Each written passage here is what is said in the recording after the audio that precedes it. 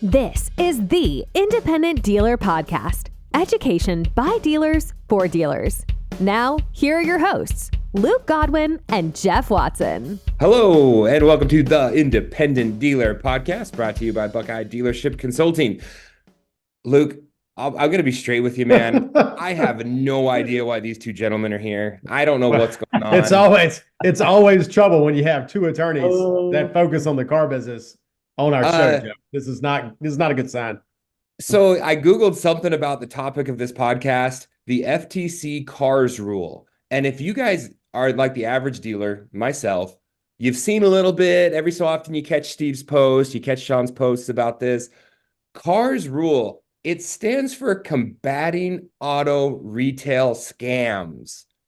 Now, like if that doesn't set you up for success, I don't know what kind of rule it does, guys. Welcome to the podcast. What do we have going on here? Are we all scammers and the federal government has just set up a brand new rule to keep us from scamming people? And let's set up our guests as well. Sean Peterson with Buckeye Dealership Consulting and Steve Levine with Steve. I forget the name, but everybody knows who Steve Levine is. Ignite. That's right. Sorry. And No worries. and they're two attorneys. I mean, need we say more? And they specialize. One isn't enough. Yeah. I think Luke, the old joke goes, what do you call one attorney at the bottom of the sea? A good start. Yeah, right? Good start. Yeah. So two, I mean, that's just. What do you call two attorneys on the Independent Dealer Podcast? Trouble. That's what we're going to do. So, and I think the FTC car rules probably requires at least two attorneys to try to make any sense of this.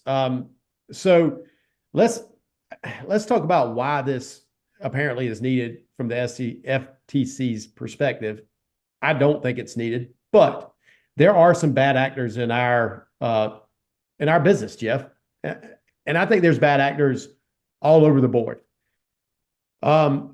Sean, would you like to say why the FTC thinks this is needed? Well, that's the probably $60 million question, not $60,000 question. It's nobody can answer that from the industry perspective, right? The why doesn't make a lot of sense because most of the acts and practices that they're looking to prohibit, they're already prohibited. They're already regulated. Exactly.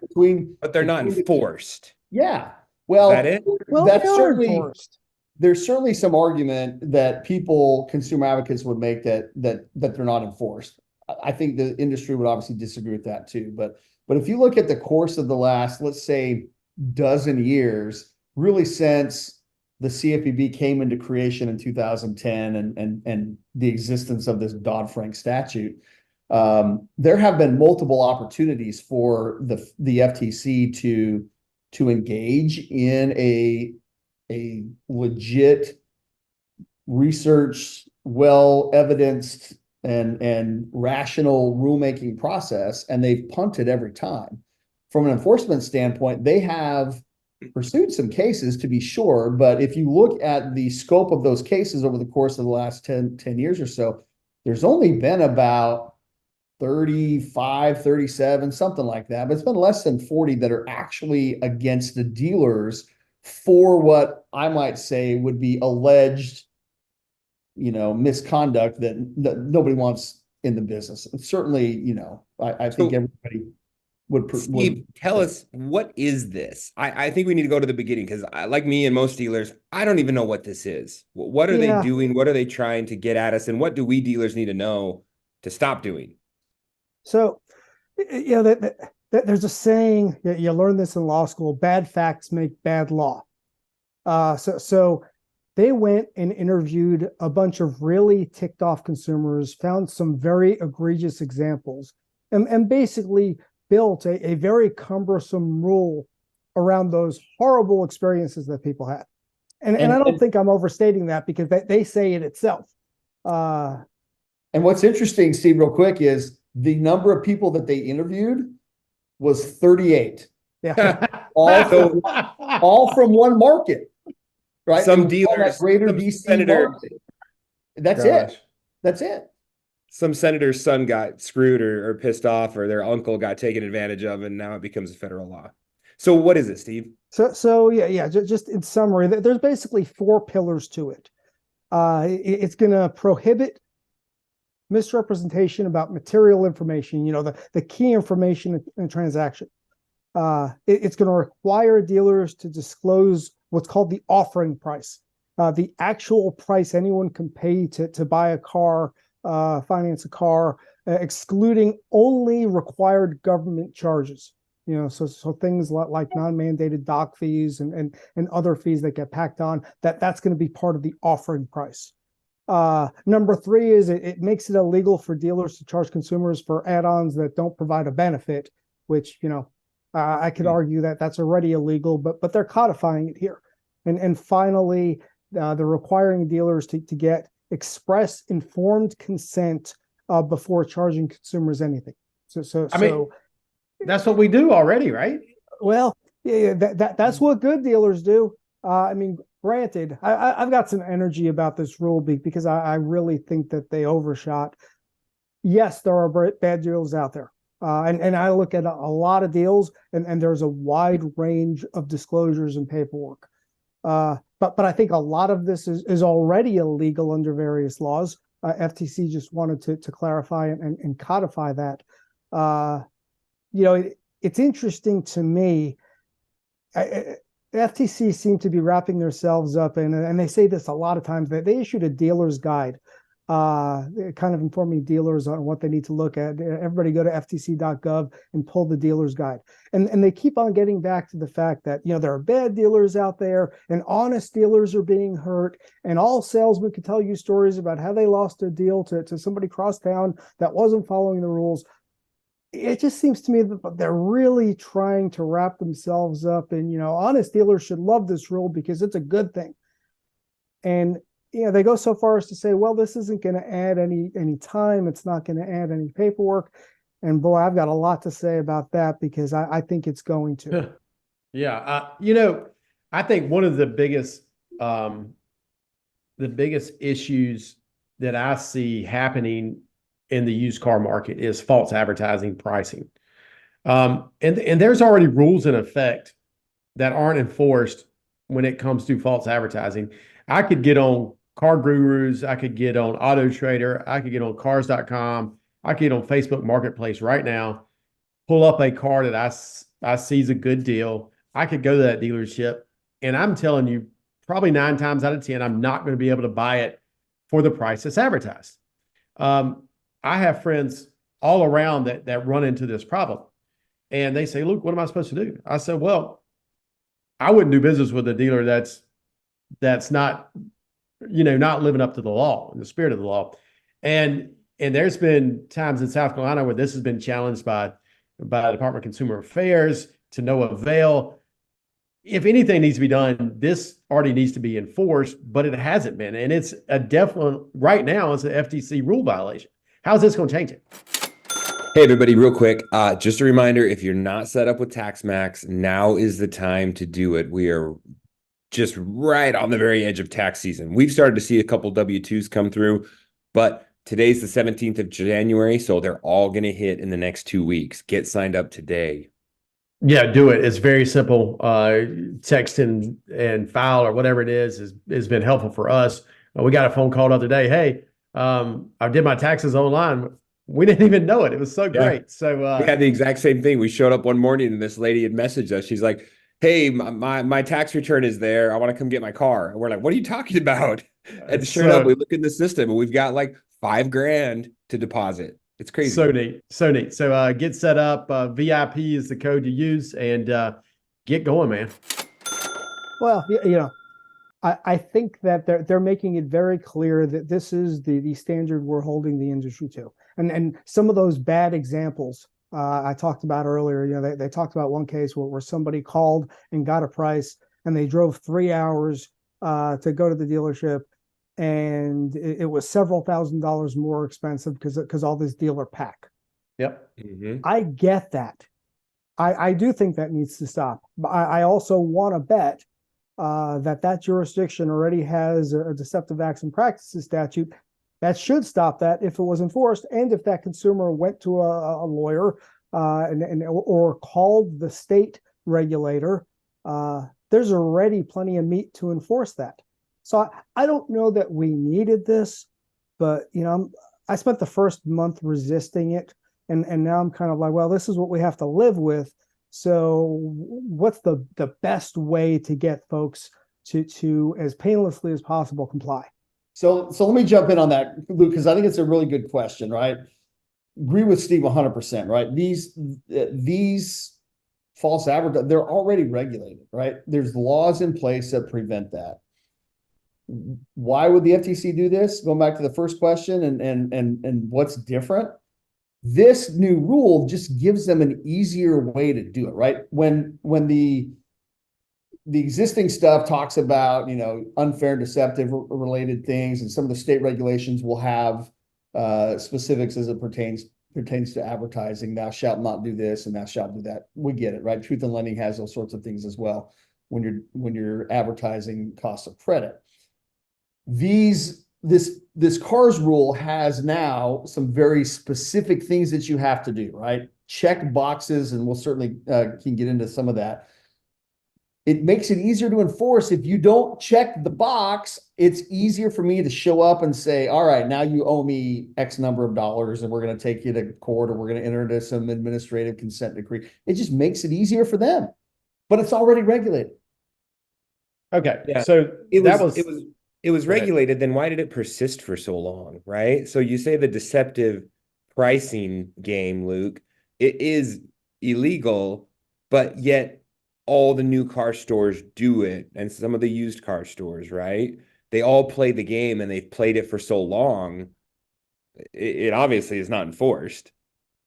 No, it's it's illegal, not. but they all do it. So how do you stop that from happening? I've had several people take in South Carolina. There was a big lawsuit years ago about closing fees, and several large dealer franchise groups got nailed pretty good, right? And then they make a rule, and then everybody breaks the rule again. They don't advertise in their fees and everything like they do. We've taken a number of franchise stores, because I think a lot of these things go on in franchise stores, taking them to the Department of Consumer Affairs, who regulates that in South Carolina, and laid it in front of them. And you know what they did? These new car stores told them to go pound sand. They didn't care. And they have the political backing to do it.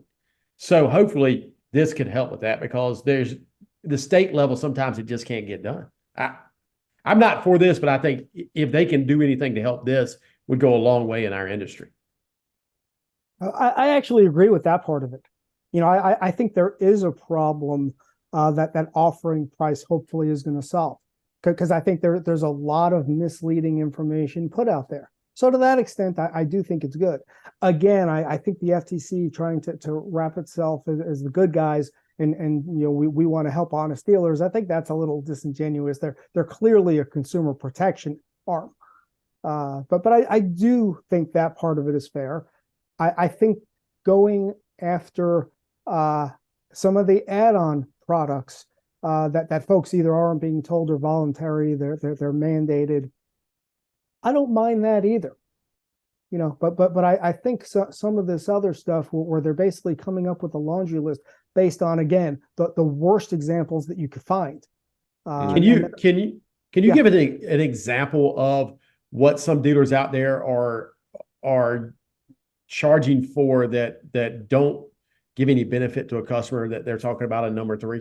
I'll give you a perfect example. So I actually had a good friend of mine call me and say, hey, I'm standing at the lot with my daughter. We're going to buy a car. The guy's trying to sell me a Gap product.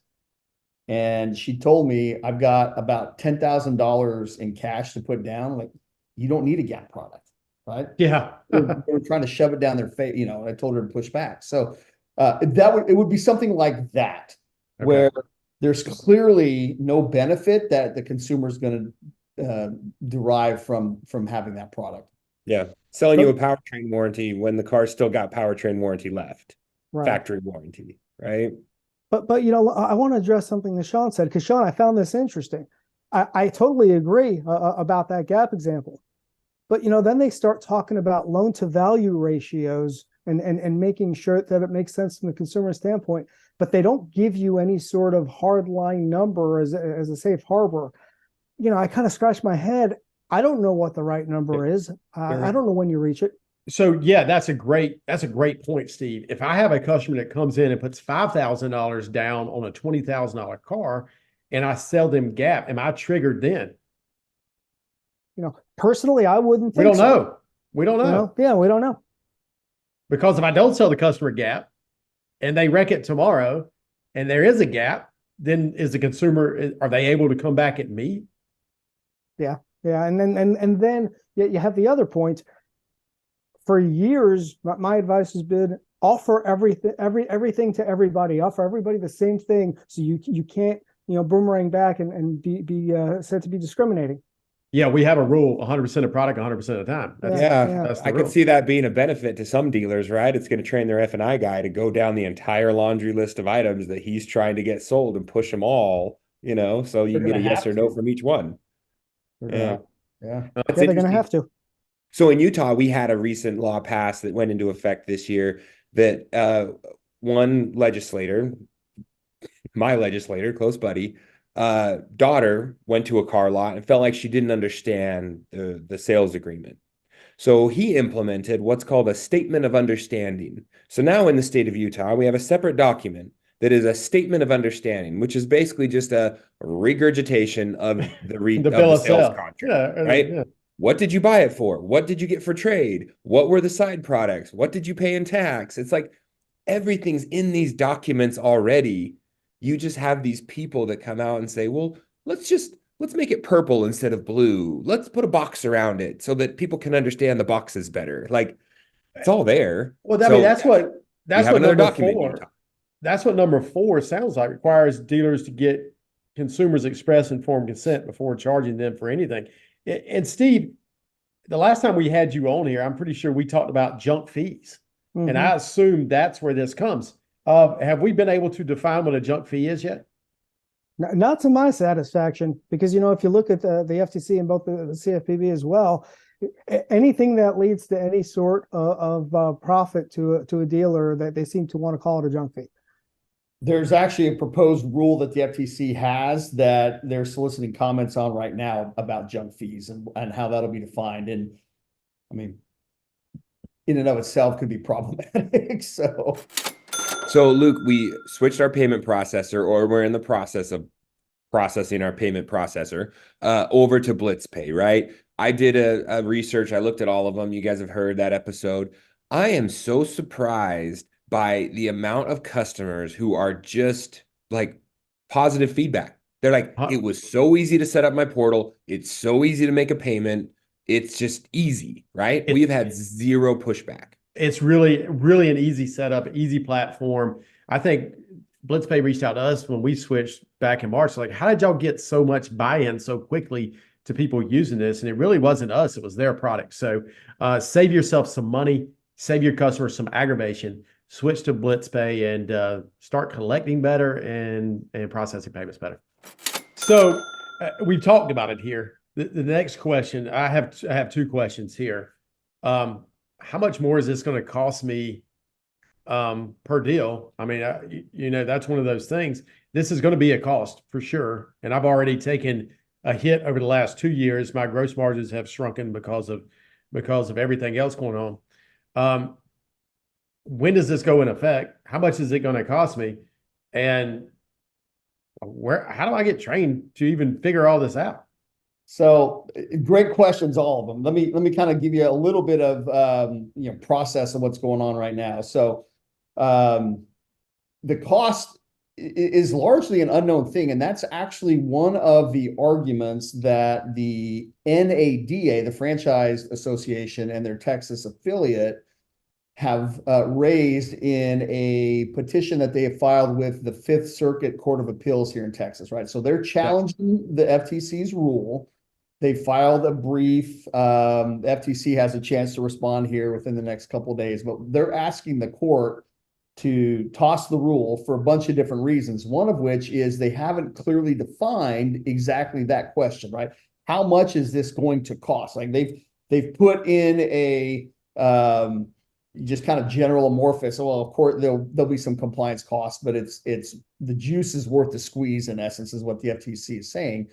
But they have to demonstrate that there's what that cost and benefit analysis is, and the NADA's argument that they haven't done that. That will be an interesting argument. They've raised other arguments like the FTC didn't follow their own rulemaking process when issuing this, that there's no evidence. Steve mentioned this, these interviews, 38 people. Well, there's no quantitative evidence, like specific hardcore evidence that you can point to, no research. But they also point to the fact that the legal term is arbitrary and capricious, right? In essence, it's just pulling something out of your rear end and throwing it against the wall, type of an argument. But what they're saying there is, the FTC is putting this out there without understanding what the impact is on the industry, and then they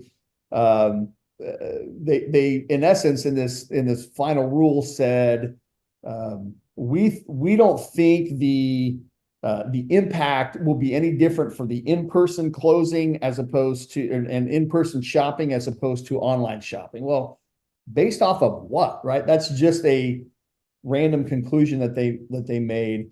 I'll be very interesting to see how the court handles this case. Interestingly enough, this court is the same court that heard the case that found the CFPB and their funding mechanism to be unconstitutional. That case is now in the Supreme Court. This is the same court that started that process. So they're asking for the court to kick the rule. In the meantime, they're asking for a stay because dealers will need to start ramping up, right? The rule, if everything stays the status quo, the rule takes effect at the end of July, and dealers will have to be in compliance with provisions by that point in time. Yeah, and let's talk about that. Yeah, let's talk about that for a second, because to me, that was very political. They obviously want to get this implemented before the election, so they gave the industry very short runway. I mean, they looked at this thing for almost a year and a half, and then they announced it in December, right in time for the holidays. The industry is kicking up for tax season, and then you're supposed to have this implemented. I mean, it's a ridiculously short time frame. Yeah, and think about it. So, Luke, think about some of the things to your other question. What do I need to do? Right? There would be forms changes. There's going to be technology changes. There's going to be training that's going to need to be done because the entire process is going to be different, right? Changes that you need to make to websites and engaging customers and all this. To me, it's hard to quantify a specific number, but it sure sounds like it's cha-ching, cha-ching, cha-ching pretty quickly. I thought it was laughable that they said, well, this isn't going to add any more time, and it's not going to add any more documentation. I mean, because all I'm thinking of, how are you going to prove that you've done all this? It's going to be documentation. And then we haven't spoken about record retention yet. There's a record retention component to all of this too. Where just about everything the dealer does, whether it's a closed transaction or not, has to be retained for at least 24 months. So that's another component that dealers are going to have to worry about. I mean, we keep all our records for a long time. What kills me is it says your ads. So all of your ads have to be retained for 24 months. So if you post a posting to Facebook with a price in it, you would have to somehow archive that ad for 24 months so that you can someday in the future prove that you didn't post an illegal price. Well, I'll give you another one that'll blow your mind, right? Because there's arguments out there. What if you have a telephone message on your, in your IVR before somebody picks up the phone and you're running whatever verbally? That could be construed to be an ad that you're going to have to keep some record of that even. Would this require dealers to put their doc fee in the advertised price? We have to do that, and we have to do that already, Jeff. You do. We don't, and a lot of dealers get away with these insane doc fees because they don't have to put it in the advertised price. Would that make that now the offering price? Yeah, that's now the offering price, right? Because it's not a federal or a state mandated fee. Correct. Any of those. That would include, obviously, the market-based adjustments, right? And I think that's really where this door got opened, is all those dealers who were putting insane market-based adjustments. And I said it at the time, This is going to be the catalyst for them to come after us because dealers got so greedy with the market-based adjustments and not putting it in the advertised price. And people not putting recon in advertising prices, which we've seen. Transportation, all these things, yeah. And they're not advertising, I'm going to charge you for everything after the fact, like I'm Southwest Airlines. Like, I don't see how we could even begin to be ready in July for this. With that being said, what are the chances this is, if the court works or not works, what are the chances that it actually will go into effect in July? Well, if you want me to handicap it, I mean, look, it's pretty evident that there was a concerted effort to find an opportunity to put this case in this court, right? Because this court has a history of, pumping the brakes on government action, aka what happened with the CFPB.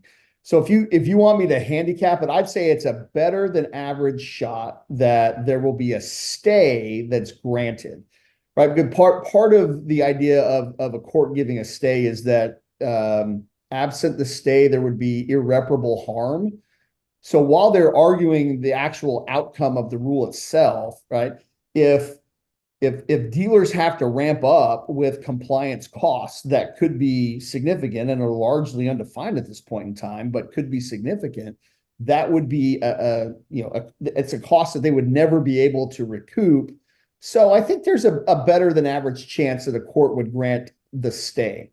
Now, with respect to the ultimate outcome, I don't know that. I mean, that one's a much harder argument, I think, to handicap while they're debating the merits of the rule itself and whether it was actually done properly and all the sorts of arguments that NADA is reaching. So I don't want to scare people off, or maybe even, I don't want to suggest necessarily that this is something that they can just close their eyes on and not start to get ready for. I think dealers need to move forward with the idea that July 31st is coming, or 30. I remember it was 30 or 31st.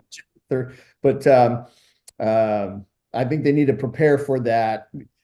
The court, my guess, is not going to issue any kind of ruling. NADA asked for a ruling on the stay by March 31st. So we'll see if the court's able to do that or not. But let me propose this to you guys that are listening.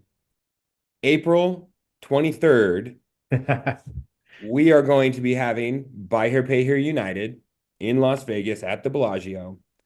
If you come to that, I guarantee you Sean and Steve will give us a much better update of where this thing will sit and what we are going to need to be prepared for ultimately, right? I mean, come the end of April, we're going to know whether we've got to stay or whether we need to be scrambling the jets and getting this out, right, guys? I imagine at Buy Here, Pay Here United, do we have some education sessions planned on this?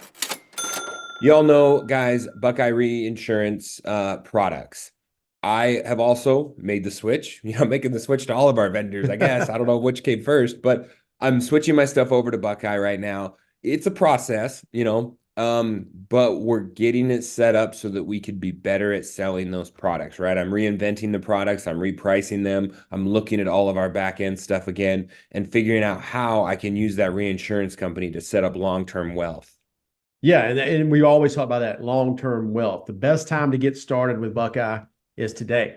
Call them, get set up. They'll have you going. You can get all that tax money into your reinsurance company and start booking it, man. That's what you got to do. Give them a call today. Yes, we do. I'm going to be leading a class on this the very first day, Wednesday morning, I believe. And joining me, because I thought this was really important, joining me are going to be two representatives of service providers, because I don't think this is being talked about enough. I used to work for a DMS, and I could just flat out tell you, we weren't staffed to get a couple of hundred requests to change a document all at once. And I think that's a big part of that. So I plan to talk to those service providers and kind of ask them, what are you doing to be able to meet what's going to be an avalanche of demand? Yeah, how great would it be if they just had these documents pre-programmed for us and we could just add them to our packages? Well, they should, I think. Yeah. So with Buy Here Pay The other thing I'll add real quick, Jeff, and this is a conversation you and I have had multiple times, right? The one thing that Steve is going to do in this session as well, those that come, they're going to walk out of there with a checklist. Here's what you need to do. Check the boxes. Yep. I love me a good checklist. That's for sure. Give it to me in just straightforward English and let me check the boxes. This whole friggin' news release that they put out is nonsense. I need Steve to interpret it and give me the actual so let me share this because I thought this was interesting. So, we do webinars every month at Ignite. We did one in December, right when this came out, and then we did one yesterday. And we had more questions than we've ever had on a webinar before.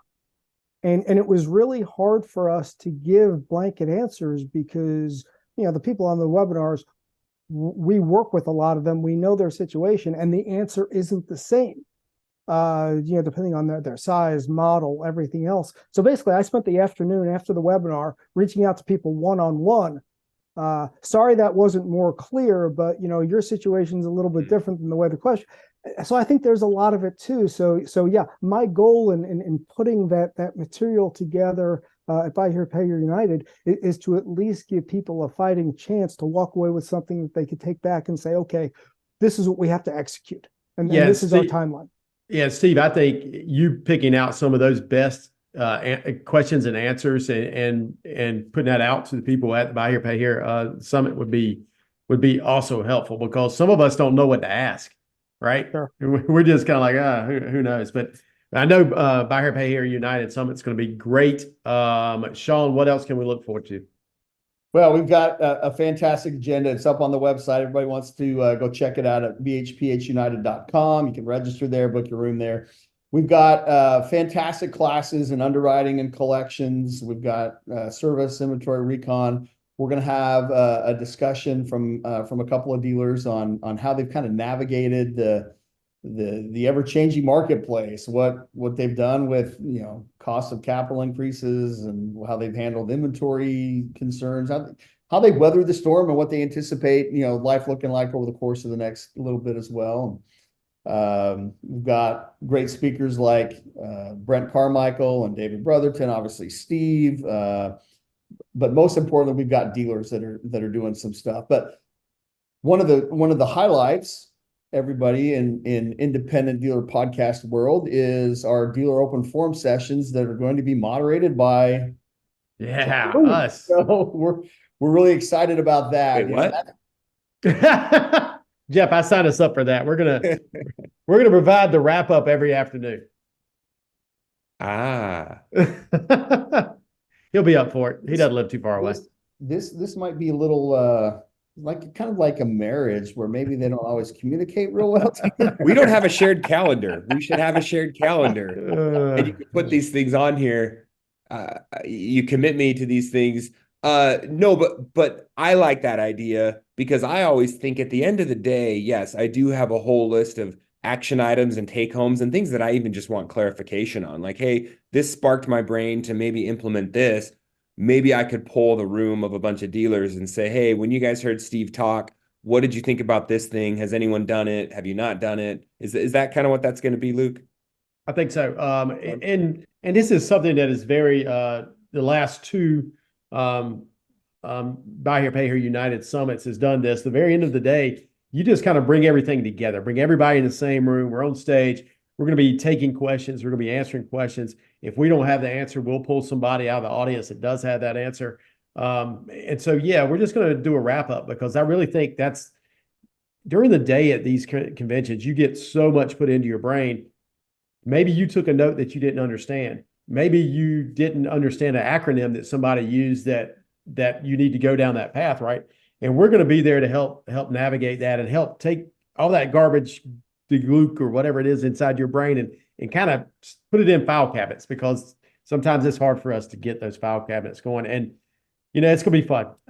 April 23rd, which is a Tuesday, there's a reception that night.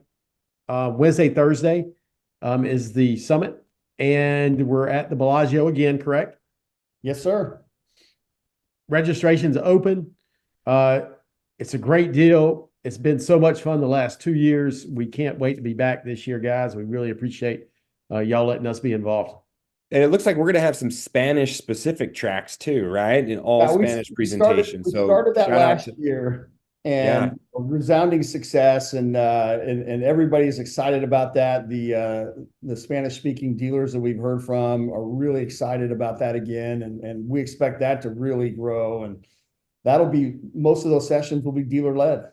Yeah, and that helps to bring your managers, your sales managers, even your salesmen that are just specifically Spanish speaking or feel more comfortable with it and think they might be out of place. But this gives them that opportunity to hear it all in the nuances to the words and the language and the presentation are a little bit different. So that helps so much instead of trying to translate it yourself.